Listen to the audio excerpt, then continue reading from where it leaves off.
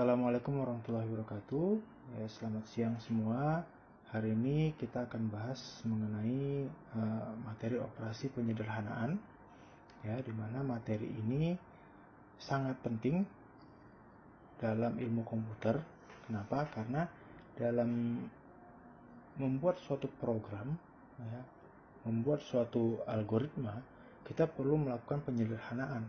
Jika yang kita buat itu terlalu besar. Contohnya, misalkan kita buat satu program itu 30 baris. Ini sebenarnya masih bisa disederhanakan. Mungkin bisa disederhanakan menjadi setengahnya, menjadi 15 baris, atau bisa lebih sedikit lagi menjadi 10 baris, atau mungkin lebih kecil lagi.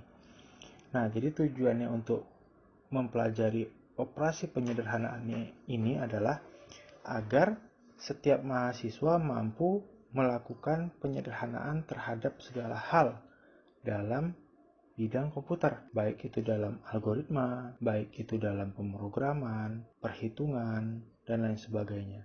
Nah, di sini contoh yang kita gunakan adalah suatu ekspresi logika. Suatu ekspresi logika. Nah, langsung aja kita masuk ke materinya.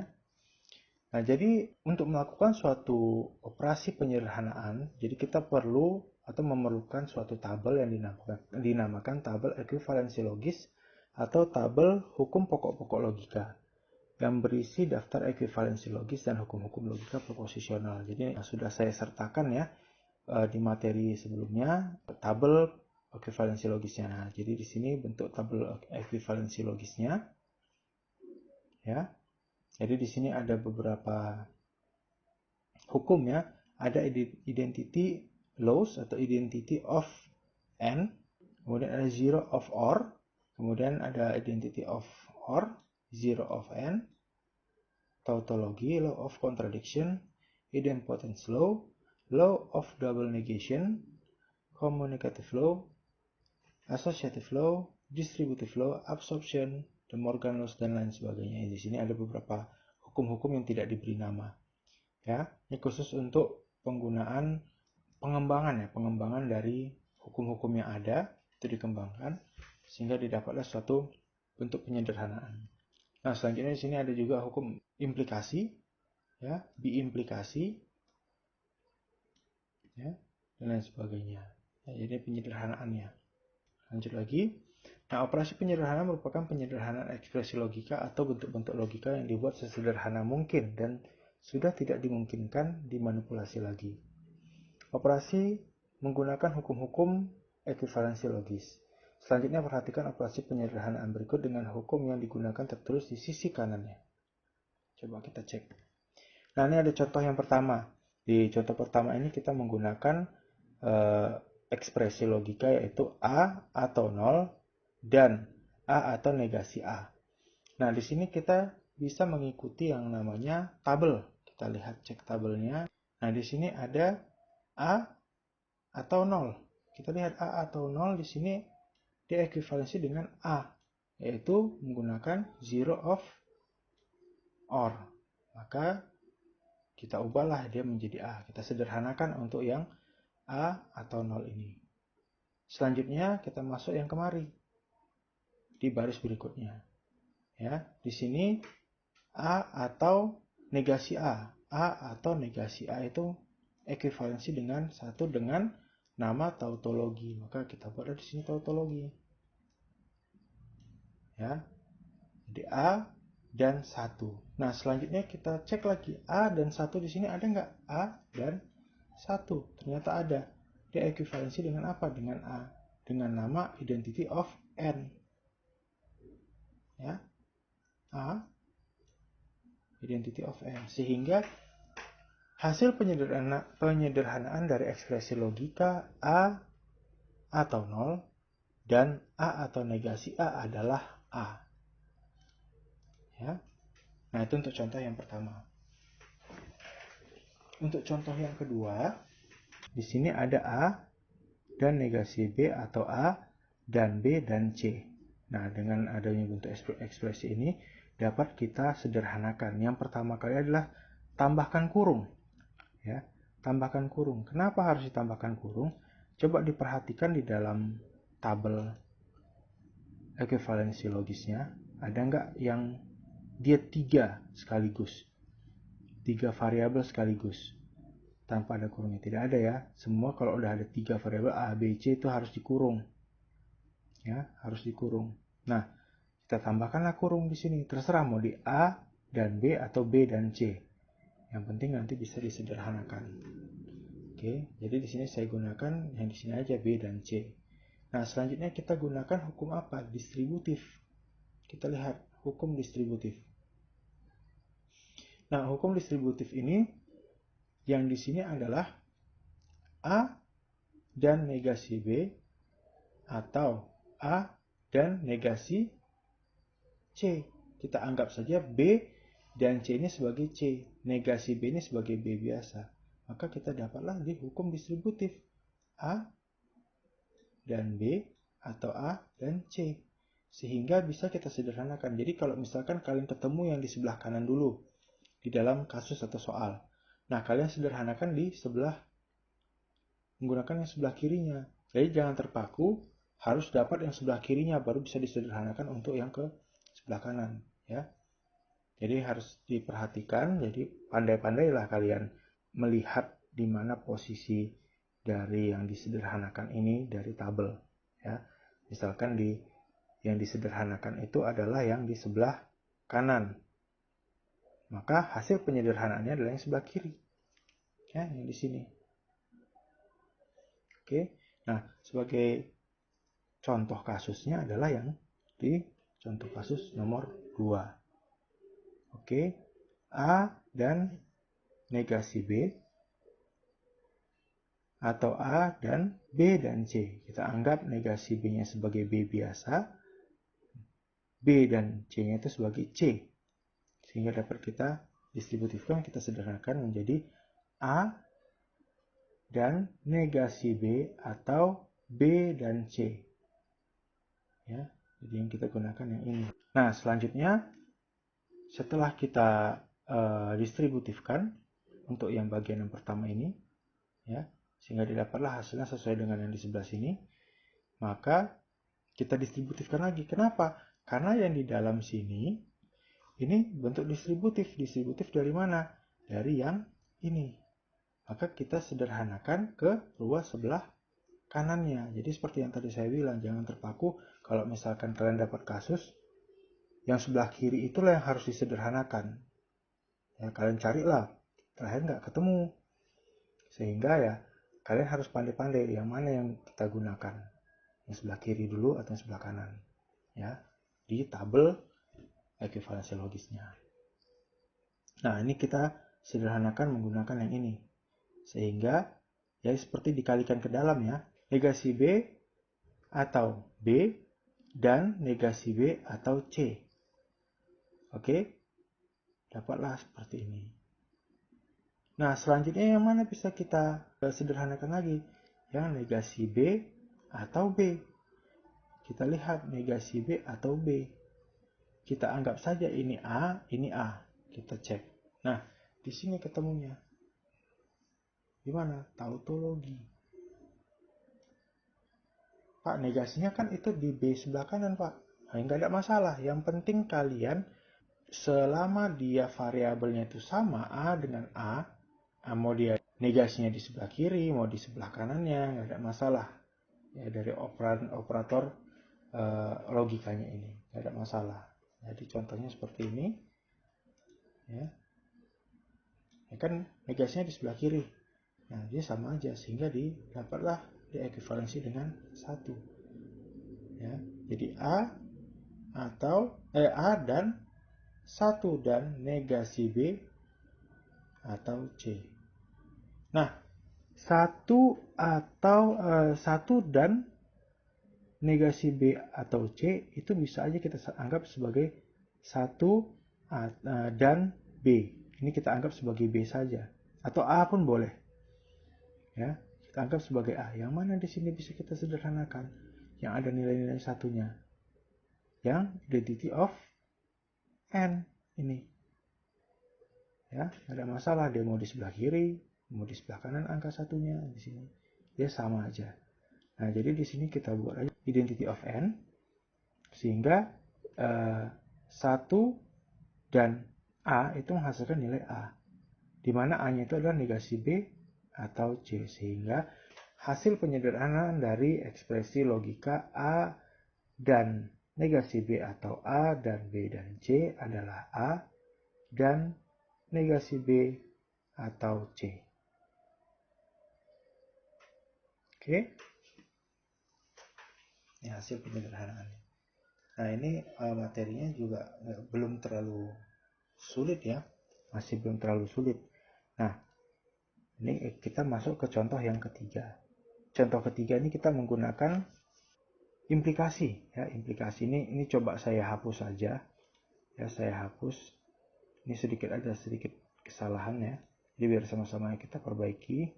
Di sini ada sedikit kesalahan nanti ya.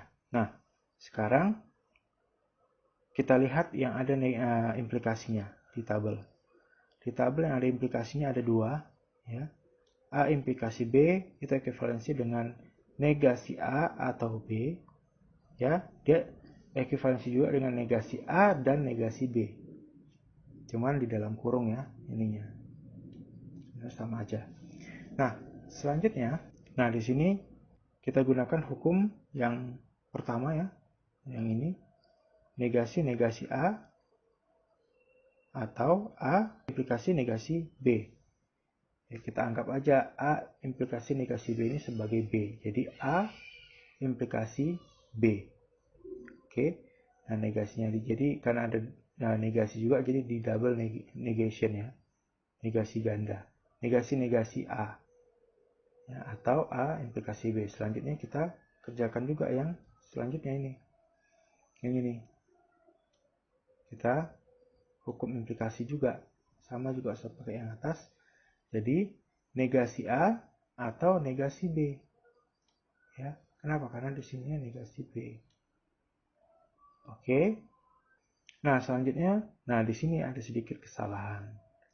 Kesalahannya apa? Nah, kita buat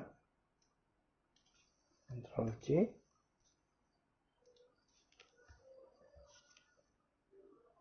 Oke. Jadi di sini seharusnya kalau kita gunakan De Morgan juga nggak bisa ya. Oh, bisa aja. Bisa aja. Jadi negasi ini di sini. A atau negasi A dan B. Nah, ini bisa nggak kita sederhanakan? Kita coba cek yang ada di tabel. Nah, ada nggak dia? A atau ini dia hasilnya. Berarti kalau kita buatnya seperti ini, kemungkinan ini bisa menjadi negasi A. Ya, negasi A kenapa? A atau A dan B itu ekuivalensi dengan A. Sedangkan di sini ada negasinya. Sehingga kita buat ini dulu baru kita negasikan kemari. Jadi penyederhanaan itu nggak terpaku secara fokus ya ke dalam tabelnya saja. Ke dalam rumus-rumusnya kita bisa eksplorasi lagi. Ya. Jadi kalau misalkan nggak ada bisa kita cocokkan nantinya. Oke? Next. Nah, operasi penyederhanaan dengan menggunakan hukum-hukum logika. Jika hasil akhir penyederhanaan ekspresi logika adalah 1, maka ekspresi logika tersebut adalah tautologi. Jika hasil yang diperoleh adalah 0, berarti ekspresi logika tersebut kontradiksi. Jika hasilnya tidak 0 ataupun 1, maka ekspresi logikanya adalah kontinen. Jadi penyederhanaan itu seperti ini kira-kira ya.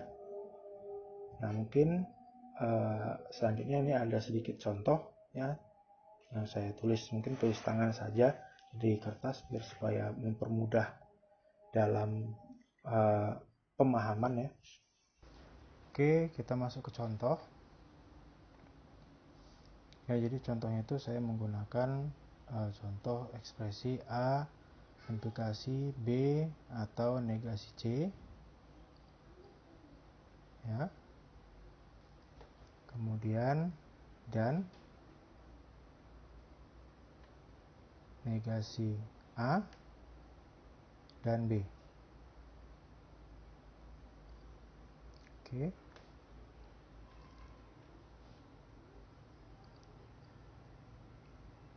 Kemudian proses selanjutnya kita akan mengubah ekspresi implikasi ya sesuai dengan tabel.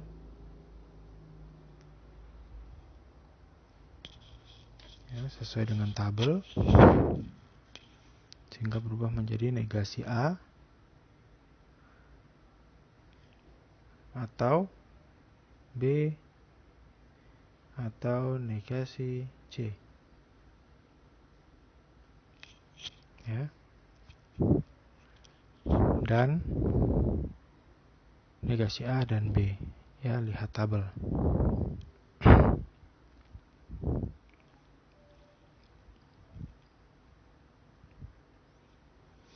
Oke, selanjutnya kita akan menggunakan, kita beri kurung ya, kita beri kurung di negasi A dan B yang di belakang ya. Ya. Kita beri kurung di negasi A dan B.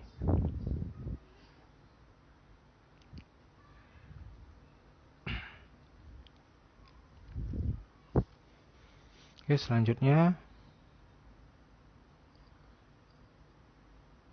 kita akan pindahkan kurungnya sehingga negasi A-nya yang di awal itu pindah keluar.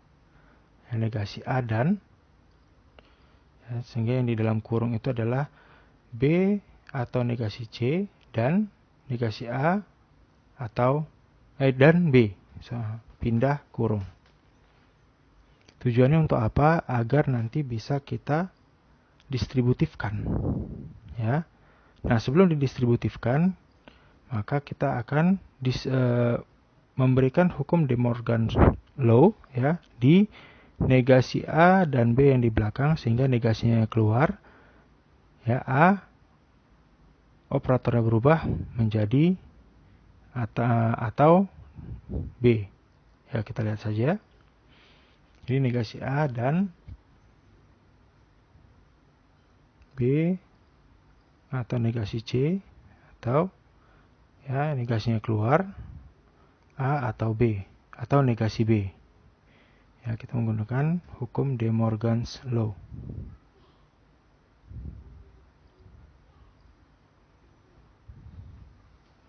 Oke, selanjutnya kita lakukan distributif. Ya, kita distributifkan, kita distribusikan ya, negasi A atau B atau negasi C dalam kurung atau negasi A ya, atau negasinya di luar, kita kembali ya, masukkan A atau negasi B. Itu tujuannya agar bisa didistributifkan.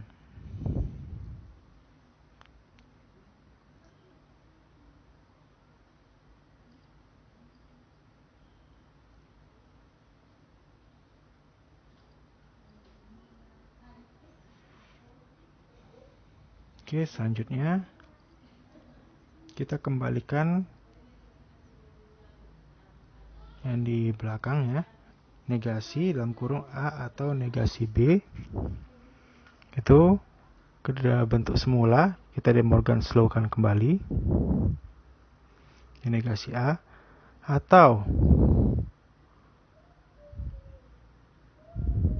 negasi A dan B.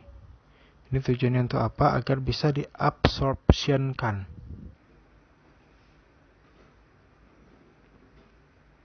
Oke, kita De Morgan lakukan kembali ya, yang tadi.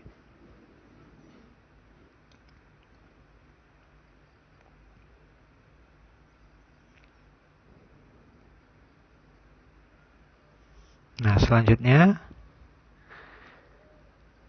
kita lakukan proses absorption. Jadi negasi A atau B atau negasi C. Ya, saya kurungnya ya. Saya tambahkan. Atau dalam kurung negasi A, ya, absorption. Coba perhatikan kembali tabelnya. Oke.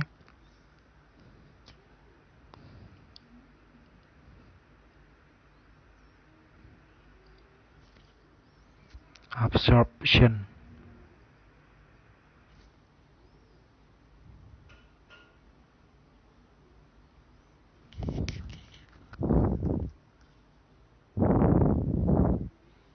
Oke, selanjutnya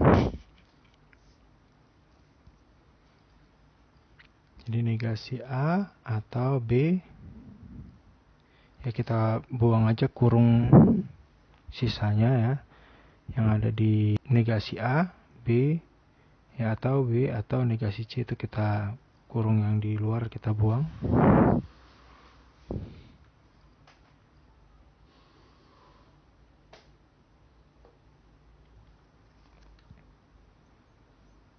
Oke, selanjutnya kita pindah posisikan dari negasi A atau negasi A, dan negasi A atau B atau negasi C. Oke, pindah posisi. Selanjutnya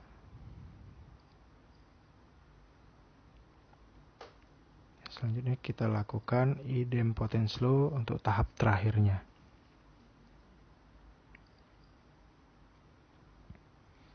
Negasi A atau B atau negasi C. Ya, idempotence law. Maka inilah hasil dari penyederhanaan dari contoh. Kira-kira seperti ini. Saya harap semuanya mengerti ya, paham dengan materi yang saya berikan dan contohnya.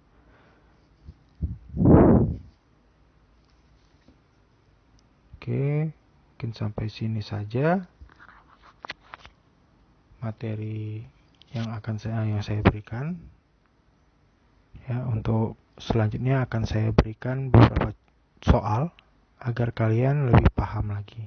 Oke, terima kasih.